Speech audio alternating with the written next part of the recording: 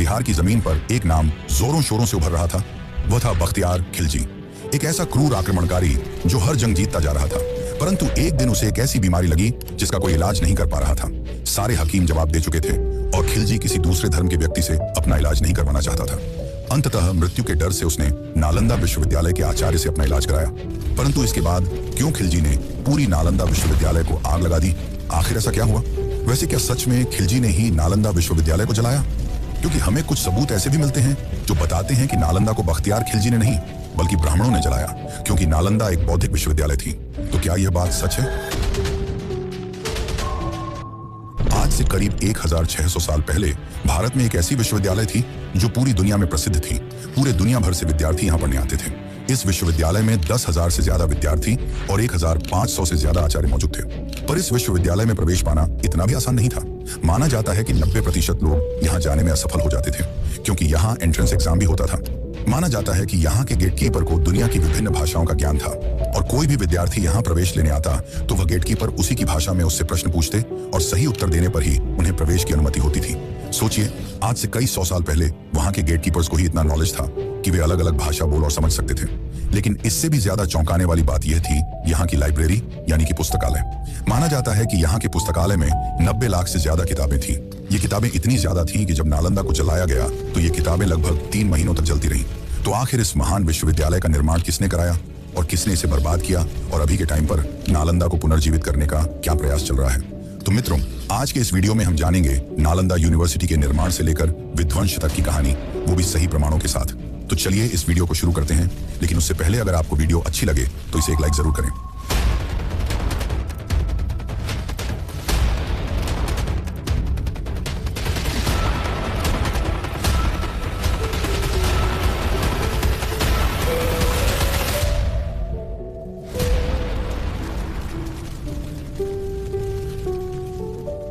माना जाता है कि आज से हजारों साल पहले बुद्ध के प्रवचन से प्रभावित होकर 500 व्यापारियों के एक समूह ने गौतम बुद्ध को एक बहुत बड़ा क्षेत्र उपहार में दिया जहां बहुत सारे आम के पेड़ थे, और यहीं बैठकर बुद्ध ने कई वर्षों तक लोगों को उपदेश दिए और इस वन को तपोवन कहा जाने लगा।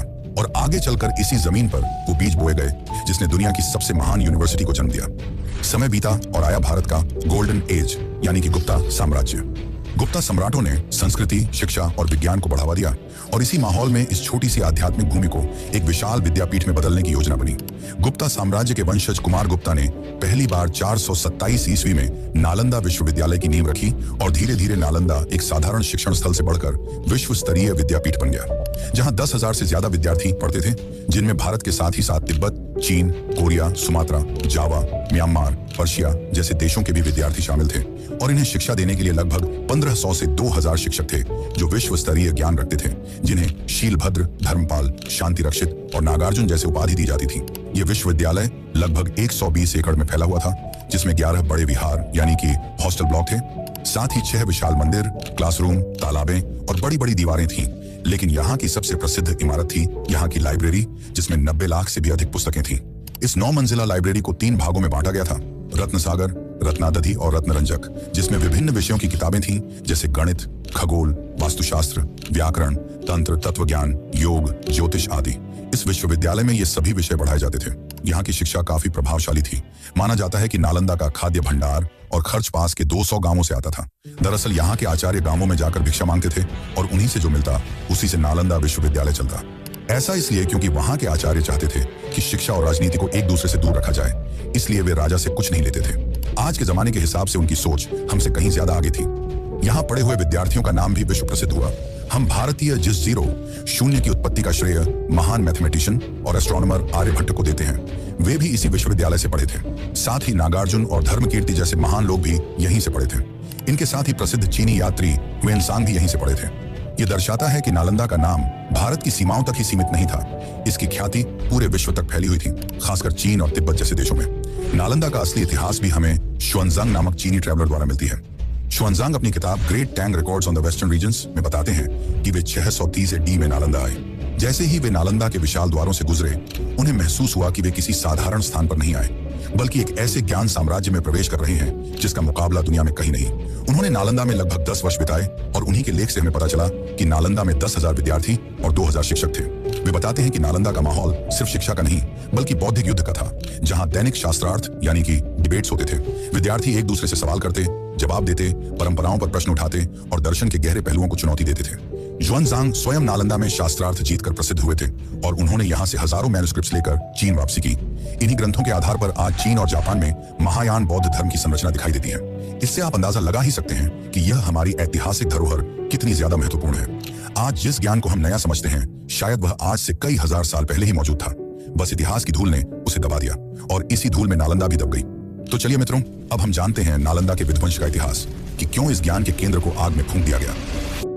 माना जाता है कि नालंदा को सन 1193 में जलाया गया, लेकिन उसकी पतन की तैयारी 200 साल पहले ही शुरू हो गई थी। 10वीं से 12वीं शताब्दी के बीच धीरे धीरे इसके पतन की कहानी लिखी जा रही थी। यह वह समय था जब भारत में बौद्ध धर्म अपनी शक्ति खो रहा था और राजनीतिक सांस्कृतिक परिस्थितियां बदल रही थी। 10वीं 11वीं शताब्दी में भारत में बौद्ध धर्म पर तांत्रिक ट्रेडिशंस का प्रभाव बढ़ने लगा। तांत्रिक बौद्ध साधनाएं नालंदा, उदंतपुरी और विक्रमशिला जैसे विश्वविद्यालयों में मुख्यधारा बनने लगी। चीन और तिब्बत के कई स्रोतों में लिखा है कि नालंदा के कुछ हिस्सों में तंत्र रिचुअल्स बढ़ गए थे, जिससे समाज में कुछ विरोध और भ्रम फैला। इस बदलाव ने नालंदा की प्रतिष्ठा पर हल्का असर डाला और फिर धीरे धीरे गांव से मिलने वाला दान भी कम होने लगा, जिसके बाद नालंदा पाला राजाओं पर निर्भर थी। लेकिन कुछ सालों के बाद पाला डायनेस्टी के राजा धर्मपाल ने लगभग 800 AD के आसपास विक्रमशिला विश्वविद्यालय का निर्माण किया, जिसके बाद पाला ने नालंदा की तुलना में विक्रमशिला को अधिक आर्थिक और राजनीतिक समर्थन देना शुरू किया। इससे नालंदा की वित्तीय शक्ति कम होने लगी। इन सब से नालंदा की जड़ें कमजोर हो चुकी थीं। फिर आया वो दौर जब नालंदा पूरी तरह तबाह हो गई। ये बात है सन 1190 की, जब मोहम्मद गौरी का पूरे भारत पर कब्जा बढ़ रहा था। उसी वक्त मोहम्मद गौरी ने तुर्की से आए अपने जनरल इख्तियार अल दीन मोहम्मद बख्तियार खिलजी को नॉर्थ ईस्ट यानी कि आज के बिहार की तरफ का मोर्चा संभालने का आदेश दिया। बख्तियार खिलजी एक तुर्की सैन्य अधिकारी, जिसकी क्रूरता और तेजी से विजय प्राप्त करने की भूख उसे खतरनाक बना रही थी। लेकिन जब वह बिहार की ओर पहुंचा तो अचानक उसे एक गंभीर बीमारी लग गई। वह बेहद कमजोर पड़ गया था और कई महीनों तक कई हकीम उसका इलाज करते रहे, पर उसकी बीमारी ठीक नहीं हो रही थी। इसी दौरान किसी ने उसे सलाह दी कि नालंदा के महान आयुर्वेदिक आचार्य राहुल श्रीभद्र ही तुम्हारा इलाज कर सकते हैं। पर खिलजी किसी काफिर यानी कि दूसरे धर्म के लोगों से इलाज नहीं कराना चाहता था। वो सोचता था कि जिसका इलाज मेरे बड़े बड़े हकीम नहीं कर पाए, उसका इलाज विश्वविद्यालय में पढ़ाने वाला आचार्य कैसे कर सकता है। पर अंत में मृत्यु के डर से खिलजी इलाज के लिए मान गया, परंतु उसने आचार्य राहुल श्रीभद्र के सामने एक शर्त रखी। उसने कहा कि तुम्हें मुझे बिना छुए, बिना कोई दवाई खिलाए ठीक करके दिखाओ, तो मैं मानूंगा कि तुम कितने बड़े आयुर्वेद आचार्य हो। राहुल श्रीभद्र ने यह चुनौती स्वीकार की और खिलजी को कुरान लाकर दी और कहा कि तुम्हें इसे रोज पढ़ना है। इसके बाद प्रतिदिन खिलजी कुरान पढ़ने लगा और जैसे जैसे वह कुरान पढ़ता गया, वैसे वैसे ही उसकी तबीयत में सुधार होता गया और अंततः कुरान खत्म होते होते खिलजी पूरी तरह स्वस्थ हो गया। यह देखकर खिलजी को आश्चर्य हुआ और उसने आचार्य राहुल श्रीभद्र से पूछा कि उन्होंने ऐसा किया कैसे। तब आचार्य ने कहा कि उन्होंने जड़ी बूटियों को पीसकर कुरान के पन्नों में मिला दिया था, जिसके कारण जैसे जैसे खिलजी उसे पढ़ता गया, जड़ी बूटियों की सुगंध और अरोमा से वह ठीक होता गया। इन सब के बाद खिलजी पूरी तरह स्वस्थ हो गया, जिसके बाद अगर उसकी जगह और कोई होता तो शायद वह उस आचार्य का धन्यवाद करता। पर खिलजी का मन असुरक्षा, ईर्ष्या और क्रोध से भर गया। उसे यह जरा भी बर्दाश्त नहीं हुआ कि इन काफिरों के पास इतना ज्ञान कैसे है जो मेरे हकीमों को भी पीछे छोड़ दे। इन सब से उसके मन में असुरक्षा जागी। वह सोचने लगा कि अगर इनका ज्ञान इसी तरह विस्तार होता रहा तो हमारे लिए दिक्कत होगी, और इसी भय से खिलजी ने नालंदा को जलाने का आदेश दिया।